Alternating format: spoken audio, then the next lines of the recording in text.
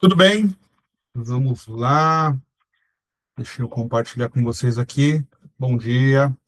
Vamos falar hoje de 2 Coríntios, capítulo 8. Deixa eu pegar e compartilhar aqui. Peraí. Compartilhar a tela. Janela. Vamos pegar essa janela aqui. Compartilhar. Boa. Vocês estão vendo aqui a minha tela. Bom. Deixa eu tirar isso aqui, porque eu vejo junto com vocês aqui. Mostrar tela para mim assim. Boa. Então, vamos lá. Gerar estudos.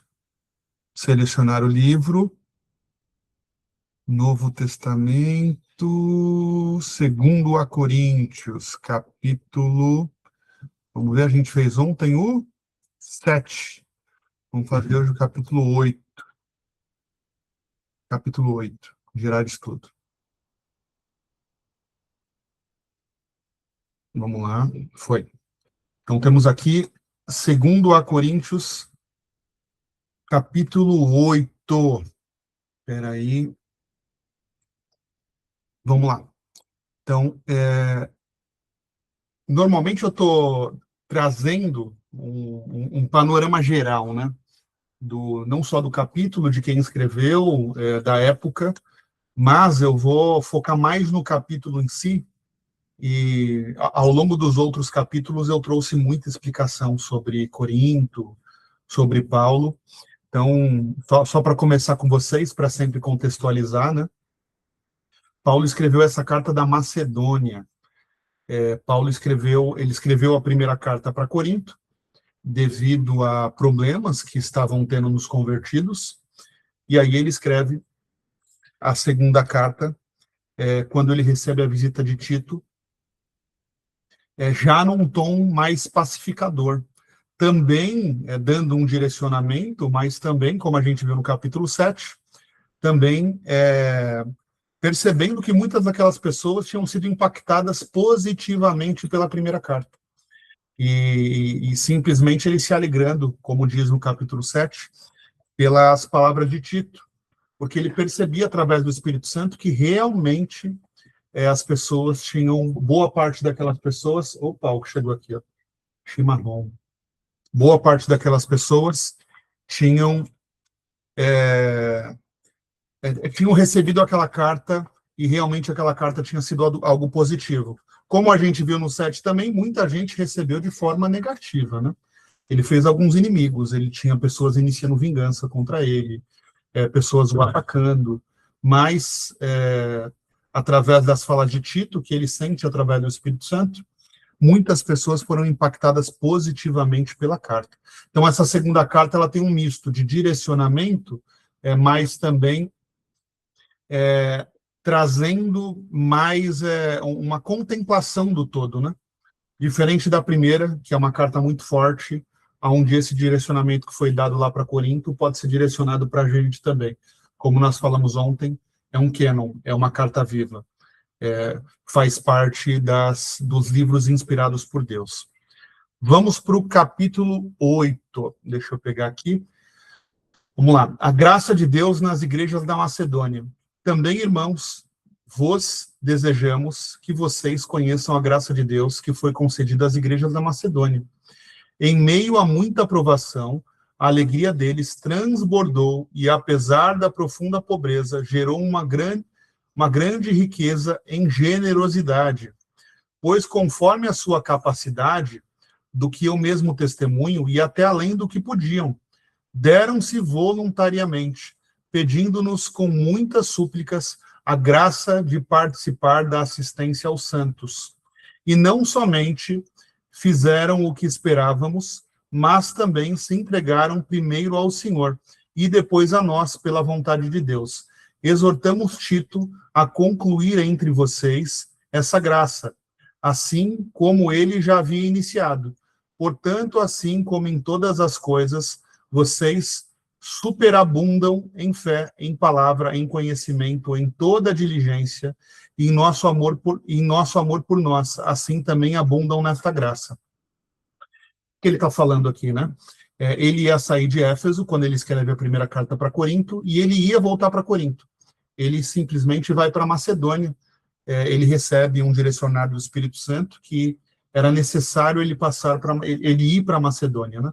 E ele está nos falando aqui, no começo do capítulo 8, que apesar de uma situação de muita pobreza, de uma situação de provação muito complexa, as igrejas, o movimento cristão, o movimento dos seguidores de Cristo na Macedônia, transbordava em generosidade, como ele está falando aqui, né? E ele ficou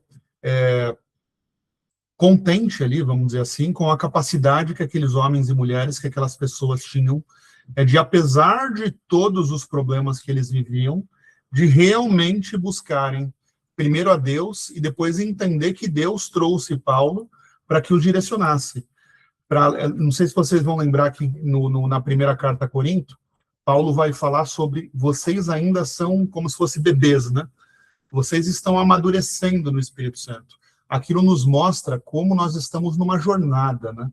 Então, de novo, apesar de eles aceitarem que o Messias veio, eles aceitarem que o Espírito Santo, a partir de agora, ia gerar sabedoria sobre as decisões deles, aquilo vai amadurecendo. Nós precisamos conhecer cada vez mais a palavra, entender o que Deus quer para as nossas vidas, achar a nossa identidade. Então, o achar a nossa identidade, talvez você vai ter que se desmontar e nascer de novo, como a Bíblia fala.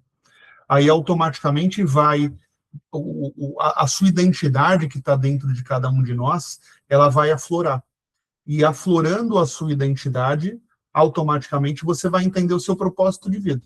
Você vai entender o porquê que Deus escolheu você, o porquê que Deus está direcionando você, o porquê que Deus, dentre de tantas pessoas, você, a partir do momento que se abastece do Espírito Santo, se sente único. A Bíblia vai nos falar que Deus sabe o nosso nome, né? E quanto mais a gente se abastece de Deus, mais único nós nos sentimos. Mas essa unidade não está ligada ao egocentrismo, né? Essa unidade está ligada à doação.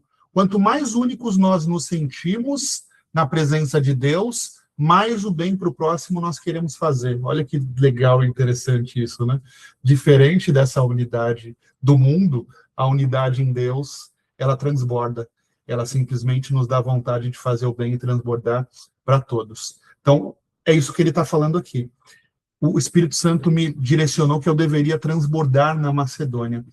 Então, quanto mais próximo de Deus Paulo estava, e provavelmente também por ele ter escrito essa carta, a de 1 Corinto, ele venceu uma etapa do propósito dele, automaticamente ele consegue enxergar a próxima fase. Então, se você está na fase 1 aqui, não adianta você querer enxergar a fase 8. Se você cumprir a fase 1, Deus vai te entregar a fase 2. Se você cumprir a fase 2, Deus vai te entregar a fase 3. E assim por diante. Uma fase de cada vez. E automaticamente, quando ele vence a fase 1, que era terminar aquela carta, ele já deixa claro nos últimos capítulos que ele seguiria para a Macedônia. Ele precisava ir para uma outra região que o Espírito Santo entregou para ele. E aqui ele está nos trazendo um pouco do que ele vinha fazendo lá. A graça de Deus nas igrejas da Macedônia. Portanto, assim como em todas as coisas, vocês superabundam em fé, em palavra, em conhecimento, em toda diligência, em nosso amor por nós. Assim também abundam nesta graça. Então, ó, exortamos a Tito a concluir entre vocês essa graça, assim como ele já havia iniciado. O que ele está falando? Quem vai voltar aí para Corinto é Tito. E Tito vai dar continuidade no que eu comecei, no que ele já vinha fazendo e no que ele vai terminar com vocês. Então, essas pessoas da Macedônia aceitaram Cristo e elas entenderam. O Espírito Santo entregou para elas que eu vou dar continuidade nesse amadurecimento através do que o Espírito Santo me entrega como um apóstolo. Mas Tito volta e continua a fazer esse trabalho, a concluir esse trabalho, essa graça entre vocês. É o que a gente escutou no começo aqui, tá? Seguindo o exemplo da generosidade e do amor. Não digo isso como um mandamento, mas também para provar, pela diligência dos outros, a sinceridade do amor de vocês. Porque vocês conhecem a graça do nosso Senhor Jesus Cristo, que, sendo rico, se fez pobre por amor de vocês, para que pela sua pobreza vocês se tornassem ricos. E sobre isso dou minha opinião, pois é apropriado para vocês, que desde o ano passado começaram a não apenas a praticar, mas também a querer. Agora, pois, completem a obra que já começaram, para que, assim como demonstraram prontidão no querer, assim também a levem a termos, conforme as suas posses. Porque, se houver boa vontade, será aceito conforme o que cada um possui, e não segundo o que não tem. Então, o que ele está falando aqui, né? Que ele está nos trazendo aqui. Que a partir do momento que você for diligente e sincero, a partir do momento que você fizer o caminho que Cristo fez, vai abundar em você, vamos olhar aqui o final, vai abundar em você, porque se houver boa vontade, será aceito conforme o que cada um possui, e não segundo o que não tem. Isso é um ponto muito importante, acabamos de falar de fase, né? Então, de novo, eu estou na fase 1, mas eu estou convivendo com algumas pessoas da fase 8. Legal, isso vai me inspirar a ir para o 2, para o 3, para o 4, para o 5, para o 6, e talvez chegar no 8, ou não. Ou talvez os talentos que me foram dados vão me fazer, dentro daquele percorrer daquelas pessoas que eu estou próximo, ficar só no 2. Então, o que ele está falando aqui? Porque se houver boa vontade, será aceito conforme que cada um possui, não segundo o que não tem. Então, você vai conseguir discernir e entender quem é você, qual é o seu propósito e a sua identidade, entende? Então, a partir do momento que você seguir o caminho de Cristo, você vai entender as suas riquezas e não a comparação com o próximo. Não digo isso para que os outros tenham alívio a vocês e fiquem sobrecarregados, mas para que haja igualdade. Olha que forte isso. E a igualdade, não necessariamente o que é bom para mim, o que está satisfeito para mim, baseado no entendimento que eu tenho, baseado nos talentos que eu tenho, que eu adquiri, baseado em como eu levo o meu crescimento, o meu aprendizado. Pode ser que algo que é bom para mim, para uma outra pessoa é muito. Algo que é bom para mim, para uma outra pessoa é pouco. Você entende? Então, essa igualdade, ela não necessariamente é o copo com o copo. Essa igualdade, ela vai estar muito ligada a você achar a sua identidade. Quando você fizer o caminho de Cristo e achar a sua identidade, você vai entender as suas riquezas, que talvez não tem nada a ver com a riqueza do seu vizinho. Entende? Isso é extremamente importante. A igualdade, ela está muito ligada a você achar primeiro a sua identidade. Mas para que haja igualdade no presente, que a vossa abundância supra a necessidade dos outros, e que, por sua vez, a sua abundância, e por sua vez, a abundância deles supra a vossa necessidade. Como está escrito, o que muito colheu não teve a mais, e o que pouco colheu não teve falta. Amém. Olha que forte isso, hein? Então, de novo, né? Ele traz aqui a graça de Deus nas igrejas da Macedônia. Ele nos mostra aqui que, apesar de toda tribulação, provação e pobreza que havia naquela região, ele via uma riqueza em generosidade muito grande naquele povo. E aí ele vem o exemplo da generosidade e o amor. Então, o que ele está dizendo aqui, né? O que muito colheu não teve a mais, porque se eu achei minha identidade, eu entendo que aquilo é baseado nos meus talentos, é baseado nas minhas buscas, é baseado em como eu me propus viver a vida. E o que pouco colheu não tem falta, porque ele também se enxerga dessa forma. Olha como é importante nós fazermos o caminho de Cristo. Ah, mas eu vivo há 50 anos dessa forma, e eu sinto inveja, e eu sinto raiva quando eu vejo alguém que tem mais que eu acho que a vida é injusta. Cara, recomeça do 0 aos 50 anos. Nasce de novo aos 50 anos. Se entrega a Cristo. Ah, mas eu tenho 70, mas eu tenho 20, mas eu tenho... Tanto faz o momento e a idade que você está. A partir do momento que você se permitir nascer de novo, que você fizer o caminho de Cristo, a sua identidade aflora. Mas lembre-se que você vai ter que passar por um deserto e por uma transformação. Como Paulo já nos falou, vocês... eu dou leite para vocês, porque se eu der sólido, vocês não aguentam. Então, de novo, né? A partir do momento que você achar a sua identidade e começar a fazer o caminho de Cristo, vai haver uma transformação, você será um novo ser, uma nova pessoa. Mas essa nova pessoa vai passar a se enxergar, mas não se enxergar com egocentrismo, se enxergar ao ponto de entender que o que muito colheu não teve a mais, e o que pouco colheu não teve falta, porque automaticamente você começa a aflorar a si, mas não para o ego. Quanto mais você aflorar a si, mais você vai querer se doar e mais você vai querer transformar. A comissão de Tito e outros irmãos. Graças a Deus que despertou em Tito a mesma solitude por amor a vocês, pois atendeu ao nosso apelo e, demonstrando maior cuidado, partiu voluntariamente em direção a vocês. E com ele enviamos aquele irmão cujo louvor é amplamente reconhecido por todas as igrejas, por causa do evangelho.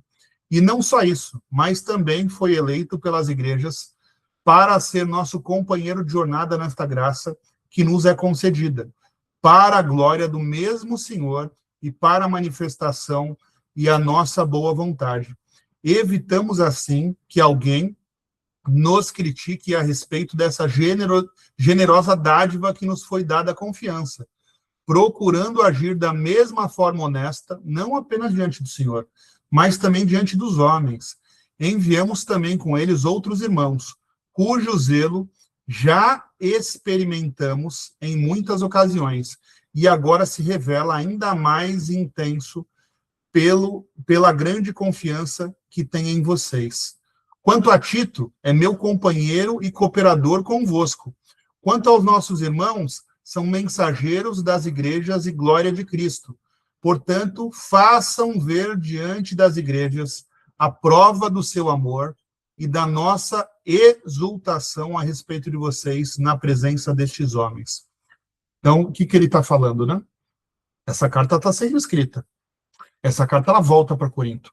Ela volta para Corinto nas mãos de Tito, nas mãos, como ele fala que ele não cita o nome, a gente vai ver nos próximos capítulos, mas ele cita aqui um irmão cujo louvor é amplamente reconhecido por todas as igrejas, e ele vai citar aqui também irmãos, mensageiros das igrejas de glória de Deus. Então, Tito, junto com um irmão do louvor e junto com outros irmãos, vão levar essa carta de volta para a cidade de Corinto, sendo a segunda carta que Paulo escreveu para a cidade de Corinto. Então, de novo, né, ele não está escrevendo ele escreveu essa carta para aquelas pessoas de Corinto, dando direcionamento para aquelas pessoas de Corinto. Mas essa carta foi amplamente reconhecida como um cânon, como uma carta viva, que pode direcionar eu e você. Mas, olha o passo a passo. Entende? É necessário o entendimento.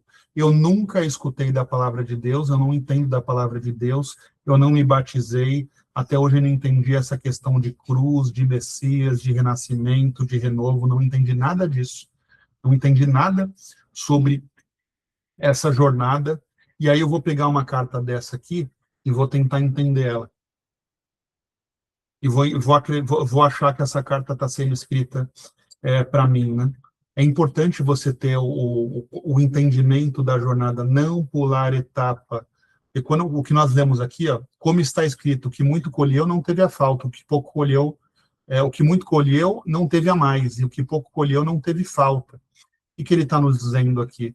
A partir do momento que você não pula etapas, a partir do momento que você vai fazer essa jornada corretamente, a partir do momento, como ele diz lá, que eu falei para vocês, eu estou dando para vocês leite porque vocês não estão prontos para sólido ainda. Então, ele tinha informações que ele ainda não passava, o Espírito Santo já entregava algumas coisas para ele, e quando a gente vai para outras cartas, quando você vai para a carta Romanos, se a gente voltar para cá, quando você vai para outras cartas, a gente fez aqui Tessalônica, Gálatas, e a gente fez todo o livro de Atos dos Apóstolos, e fizemos Romanos também, o livro de Gênesis, cadê?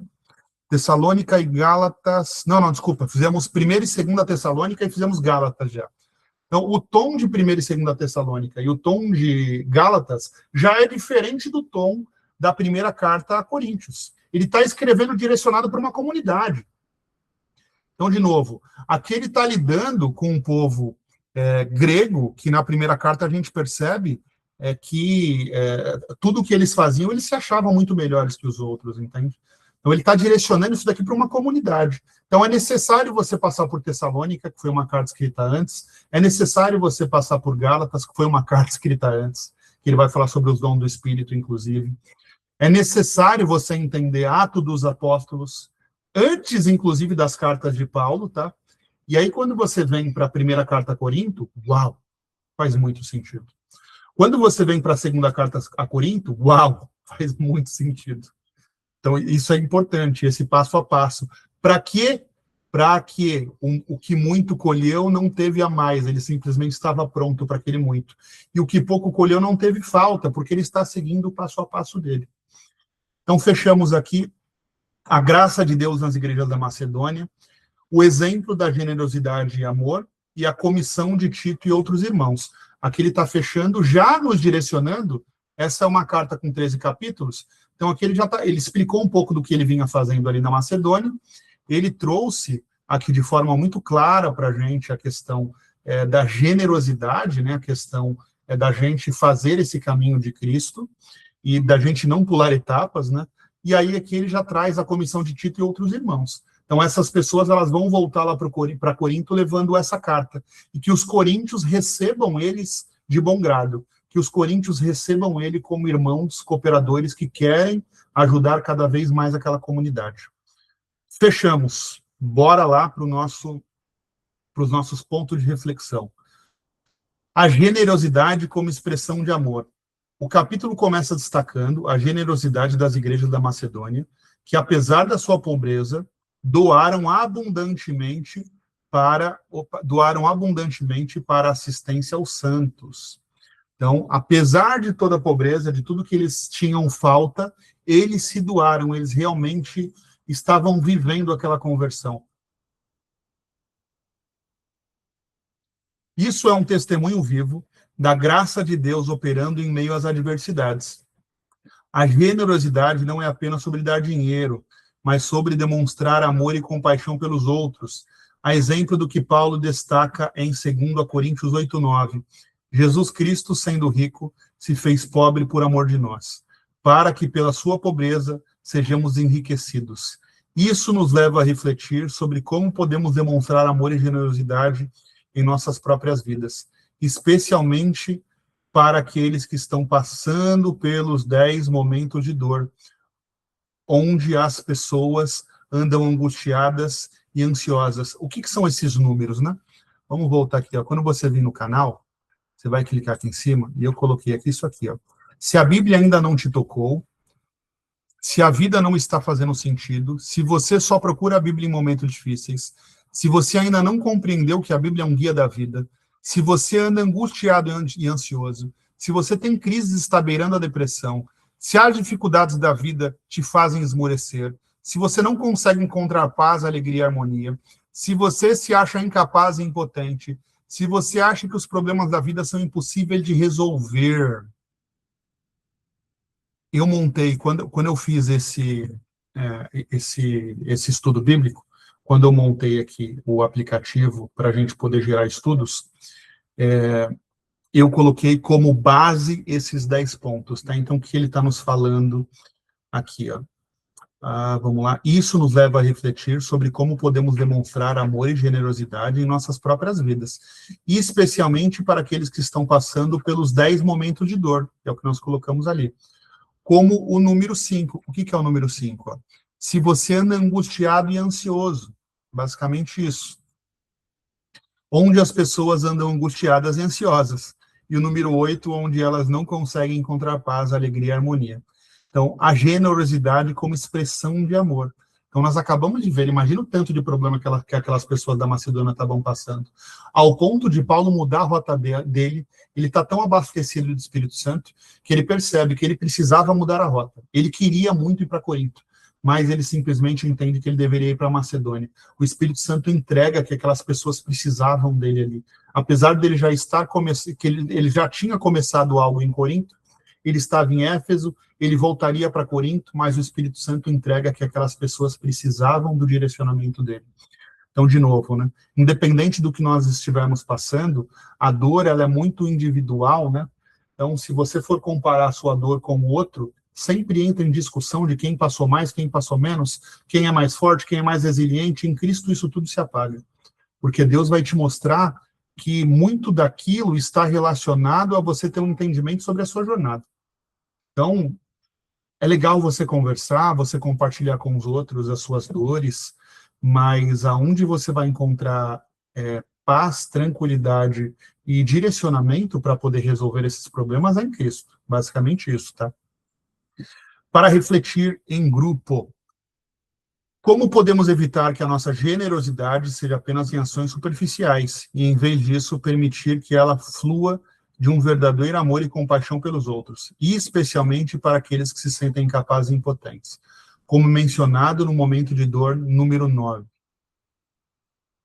Para aqueles que se encontram no momento de dor, angustiados e ansiosos, ou sem paz, alegria e harmonia, a prática da generosidade pode ser um caminho de cura. Ao nos voltarmos para os outros e demonstrar amor e compaixão, podemos encontrar uma sensação de propósito e significado. Isso pode começar com pequenos atos de generosidade, como ouvir alguém que precisa de consolo ou ajudar um vizinho com uma tarefa. Ao fazer isso, podemos experimentar a riqueza que vem da pobreza voluntária, conforme 2 Coríntios 8:9, que é o que nós vimos aqui, ó. 2 Coríntios 8:9. Porque vocês conhecem a graça do nosso Jesus Cristo, que sendo rico se fez pobre por amor a vocês, para que pela sua pobreza vocês se tornassem ricos. Como assim? Cristo ele mostrou que volta para a base, volta para a base. Talvez você se perdeu ao longo da vida, e essa angústia toda está relacionada a esse pular de etapas, né? Então, quando a gente volta para a base, a gente volta para dentro, a gente volta para o renascer, para o renovo, você vai fazer essa jornada junto com Cristo. E ele não vai deixar você pular etapa. Se você pular automaticamente, e é natural, tá? Nós somos pecadores, nós erramos todos os dias, mas automaticamente, você se abastecendo, você buscando, o Espírito Santo vai te guiar para sempre te colocar no caminho do seu propósito. Porque automaticamente você está buscando cada vez mais a sua identidade e o entendimento do que Cristo quer para a sua vida. A aplicação para a vida aqui de a generosidade como expressão de amor, tá? A gente acabou de ler aqui, tá? E vamos para o próximo. A importância da equidade e da boa vontade. Paulo destaca a importância da equidade e da generosidade, não para que alguns sejam sobrecarregados e outros aliviados, mas para que haja igualdade. Isso ilustra em 2 Coríntios 8, 13 e 14, onde é mencionado que a abundância de alguns supre a necessidade de outros. A boa vontade e a generosidade devem ser praticadas de forma que não criem desequilíbrio, mas sim promovam a harmonia e a igualdade. Para as pessoas que estão passando pelos 10 momentos de dor, especialmente aqueles que se sentem esmagados pelas dificuldades da vida, como o número 7, a promessa de que a igualdade e a harmonia podem ser alcançadas por meio da generosidade e da boa vontade é particularmente relevante. E aí, de novo, né?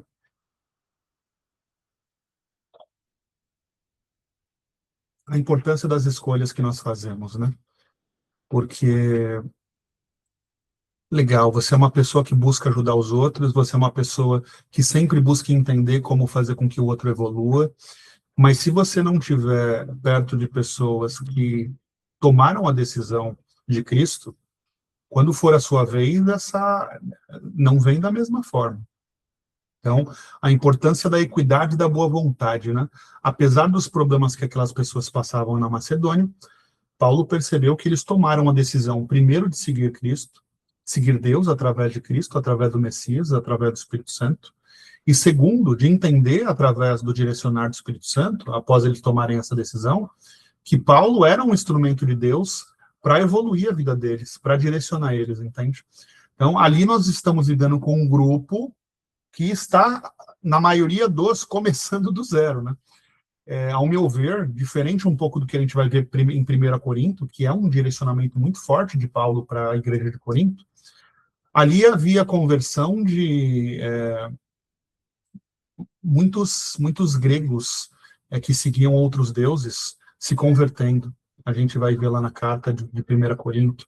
Então, muitas pessoas que já tinham as suas crenças, já tinham as suas verdades, e ali elas vão se converter, e Paulo vai nos falar muito claro, tá? A gente vai ver muito isso em Atos dos Apóstolos também, que muitas pessoas se convertiam, mas não recebiam o batismo do Espírito Santo.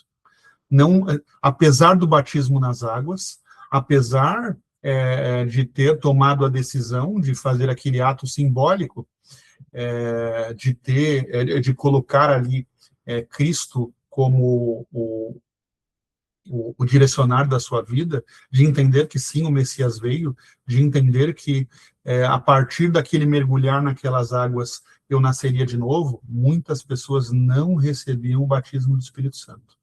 Paulo, por muitas vezes, voltava para rebatizar as pessoas, pelo que a gente viu em outras cartas.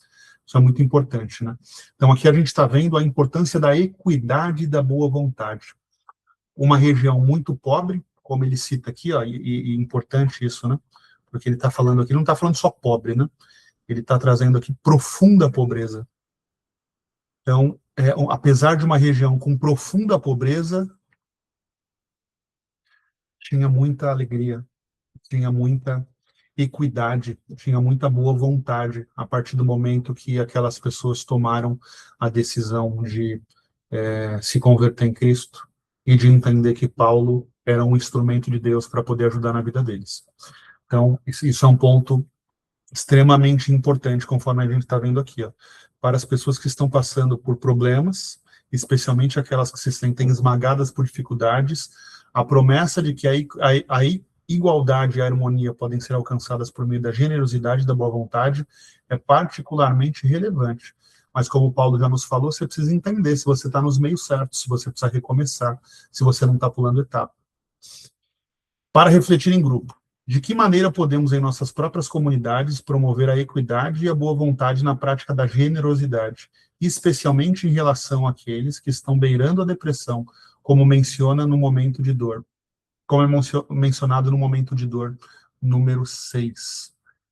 Se você está em crise beirando a depressão, vamos lá para a prática?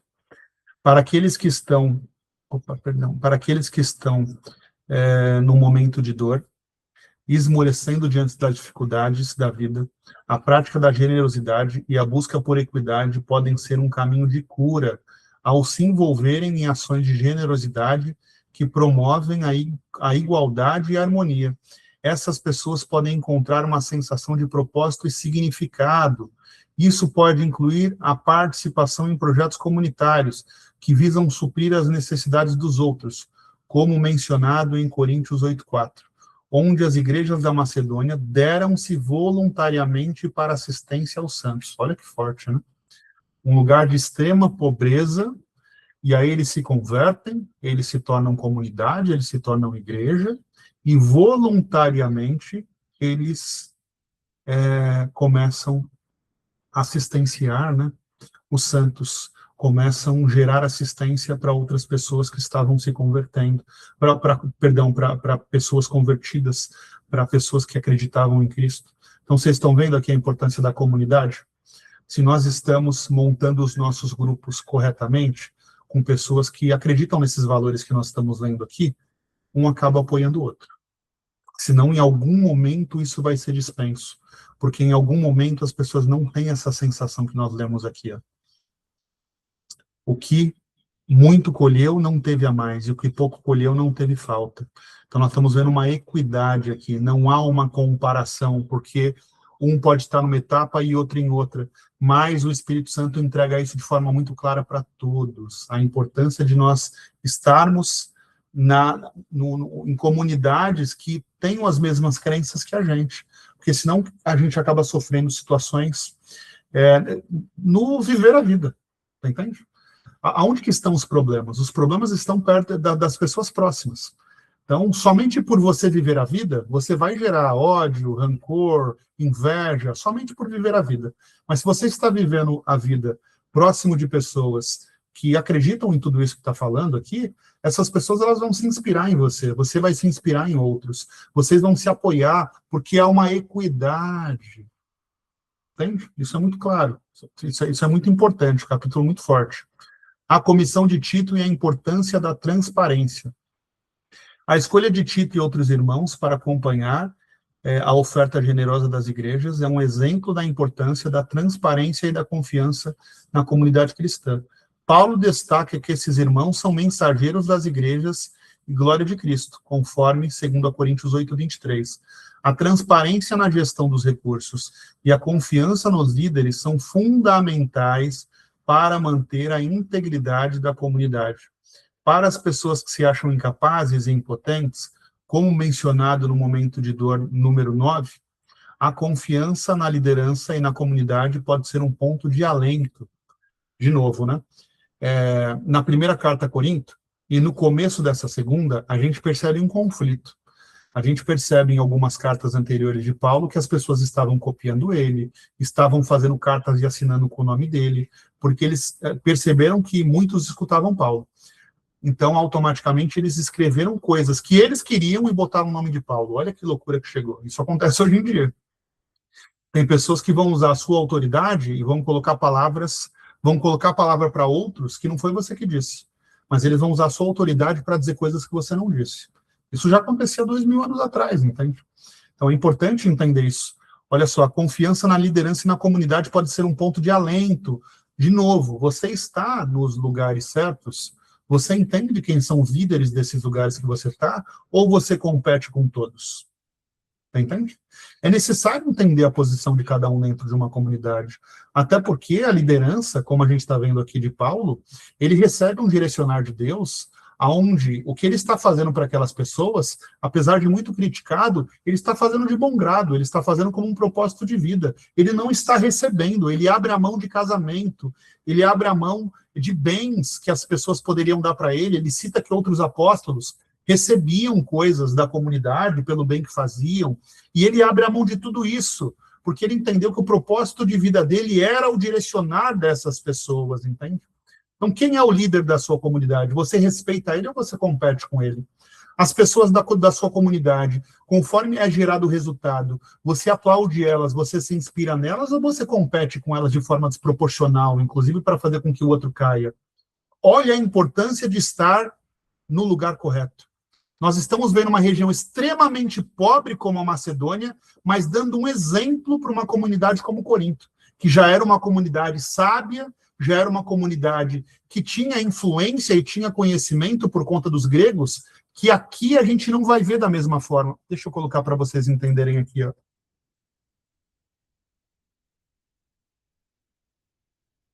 Macedônia a Corinto, uma distância de 600 quilômetros, basicamente.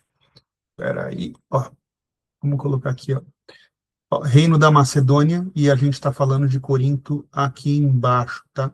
Deixa eu ver se tem alguma coisa melhor para ter essa visão. Vou ampliar essa aqui, vamos ver. Dá para ampliar bem ou... Ó, então, a gente está vendo aqui embaixo Corinto, e a gente vai ver a Macedônia aqui em cima. Parece uma distância pequena, né? Mas nós estamos falando de 2000 anos atrás. Essa região de baixo aqui já era uma região extremamente desenvolvida, tá? Aqui a gente está falando das regiões da Grécia. Ó, então aqui você vai ter, ó, Esparta, cadê? Atenas. Então aqui você está falando de uma região extremamente desenvolvida. E aqui em cima, na Macedônia, já não tão. Aqui havia muita pobreza nessa região, entende? Apesar de ser uma distância pequena, de 600 quilômetros, eu tô aqui em Florianópolis, na região da Grande Florianópolis, deixa eu voltar aqui com vocês, e daqui para São Paulo dá 750 quilômetros. Então, é basicamente daqui até São Paulo, praticamente isso. Isso há 2000 anos atrás era uma distância muito grande. Eram regiões que basicamente se movimentavam de formas distintas, que tinham entendimentos e conhecimentos distintos, né? Então, a gente está vendo aqui que os macedônios, eles estão dando um banho, mas um banho de como seguir o direcionar do Espírito Santo, de como viver em comunidade, de como respeitar o líder, que Paulo chega e converte todas essas pessoas, e como a gente leu lá, eles tomaram a decisão de primeiro a seguir a Deus, mas depois de entender que Paulo era um instrumento de Deus para direcioná-los e para fazer com que eles evoluam na palavra. Será que na comunidade que você está desse jeito? Ou a guerra? Ou as pessoas elas tentam entender a todo momento e se provarem a todo momento e derrubarem uma a outra a todo momento, e a partir do momento que não há essa equidade entre quem conseguiu mais e quem conseguiu menos, é uma disputa desenfreada, onde automaticamente gera uma baixa frequência para a comunidade e para as pessoas envolvidas. É importante a gente ter essa clareza. Então, vamos lá. Como podemos, em nossas próprias comunidades, garantir a transparência e a confiança na gestão dos recursos e na liderança, especialmente para aqueles que se mantêm, especialmente para aqueles que sentem que os problemas da vida são impossíveis de resolver, como mencionado no momento de dor 10. Vamos lá? Se você acha que os problemas da vida são impossíveis de resolver. Então, ponto importante aqui, comunidade. A sua casa é uma comunidade. O seu casamento com seus filhos é uma comunidade. E aí você tem uma segunda comunidade, que é você, a sua esposa, você e o seu marido com os seus amigos, seus colegas. É uma comunidade. Você com as pessoas da igreja, que você escolheu frequentar e servir, é uma comunidade. O seu trabalho é uma comunidade. Então, quando você lê isso aqui, entenda isso, entenda a comunidade, tá? Entenda o que é a comunidade. Então, como nós podemos, em nossas próprias comunidades, garantir a transparência e a confiança na gestão de recursos e na liderança, especialmente para aqueles que sentem que os problemas da vida são impossíveis de resolver, como mencionados aqui no nosso canal, no entendimento do que é o mais lindo dia, né? Aplicação para a vida. Para aqueles que se encontram em momentos de dor, achando que os problemas da vida são impossíveis de resolver, a prática da transparência e da confiança podem ser um caminho de cura.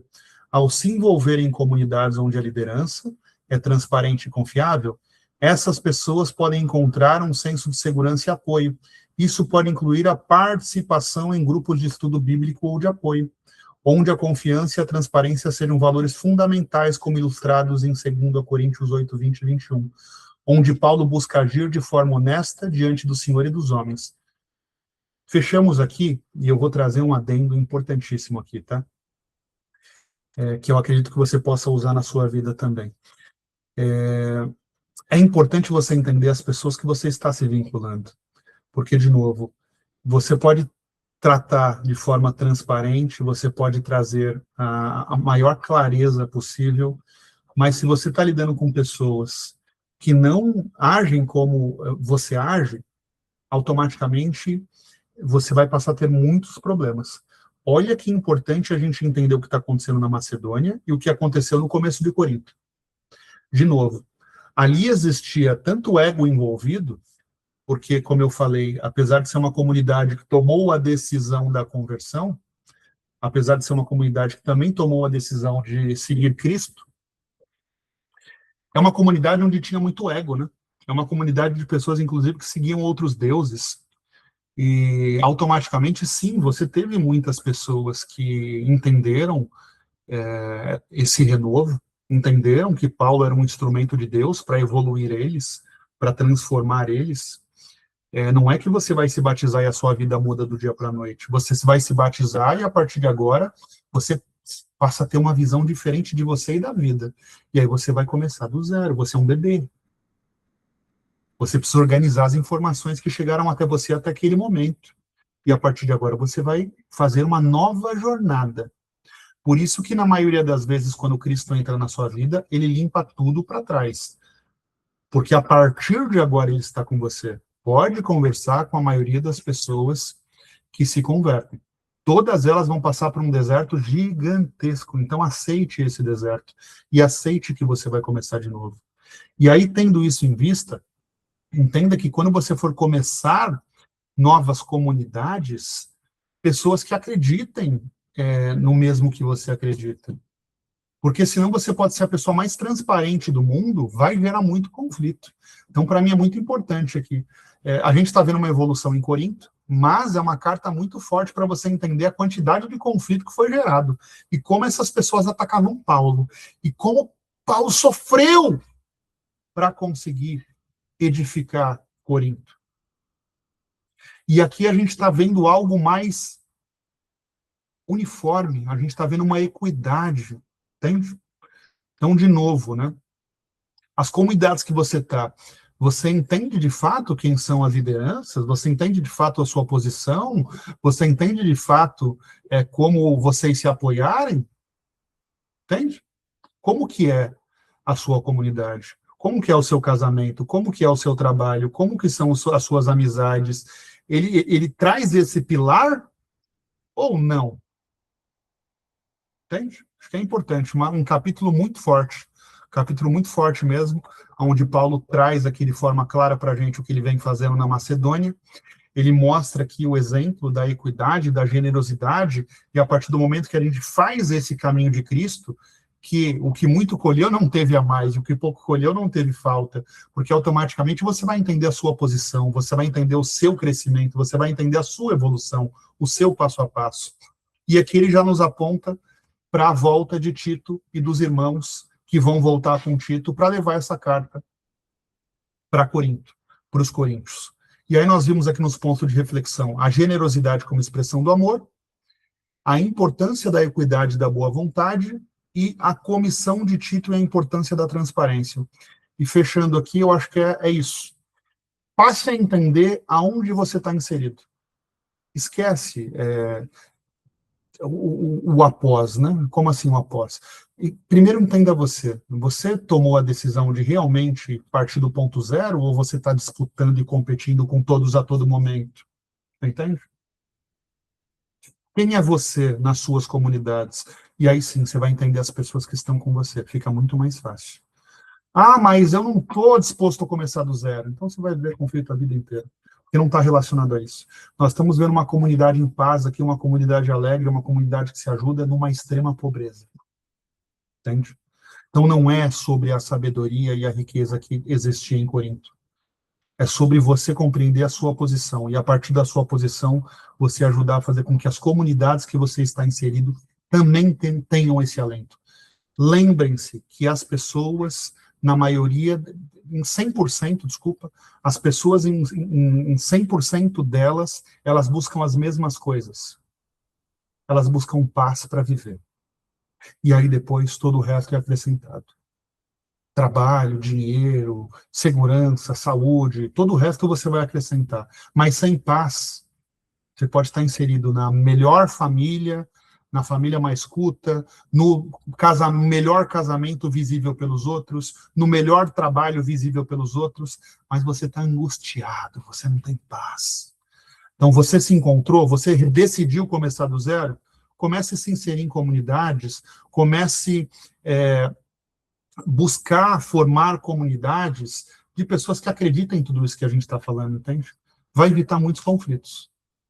Vai evitar muita coisa, e aí começa a frutificar, porque apesar de ser uma comunidade pobre, é uma comunidade que está na mesma frequência, uma comunidade que está buscando a mesma coisa, é uma comunidade que tomou decisões parecidas, e aí essa comparação de quem tem mais, de quem tem menos, ela passa a nem existir, porque todos estão em evolução baseado no seu passo a passo. Fechamos 2 Coríntios, capítulo 8, estamos partindo já para o final. Deixa eu tirar aqui. Peraí. Estamos partindo para o final de 2 Coríntios, onde Paulo escreveu essa carta da Macedônia, e ele começa a nos trazer uma visão mais clara. De novo, né? Ele tem um passo a passo, né? O Paulo ele começa saudando, às vezes com 1, com 2, com 3 capítulos de saudação. Depois ele traz o direcionamento. E aí no final ele é um pouco mais forte, mais duro, para que realmente haja mudança, né? Aqui nós vimos ele basicamente trazendo um começo diferente.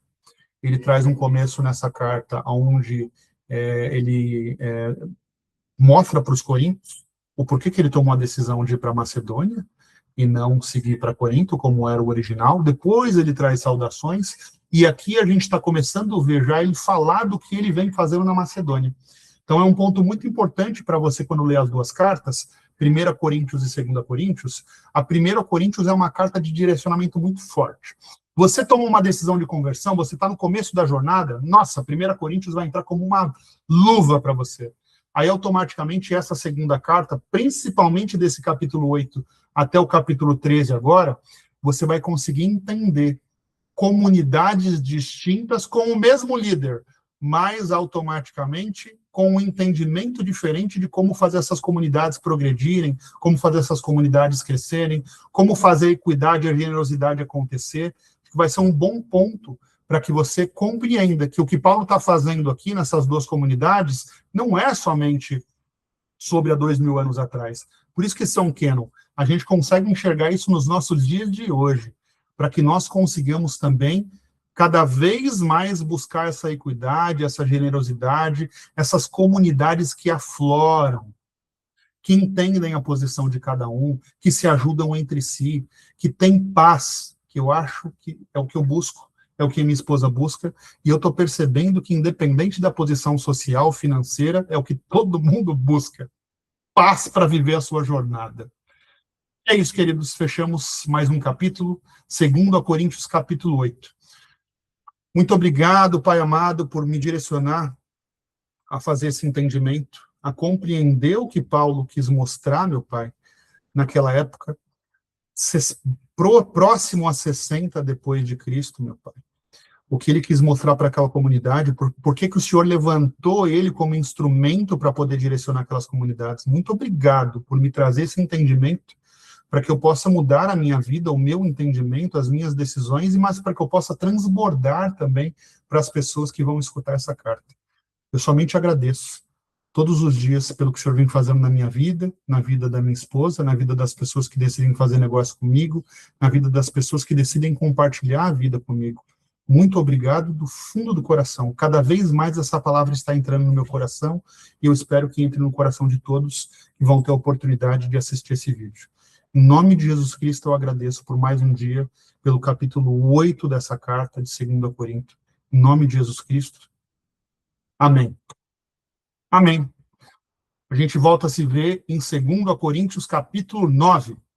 Beijo, beijo, beijo.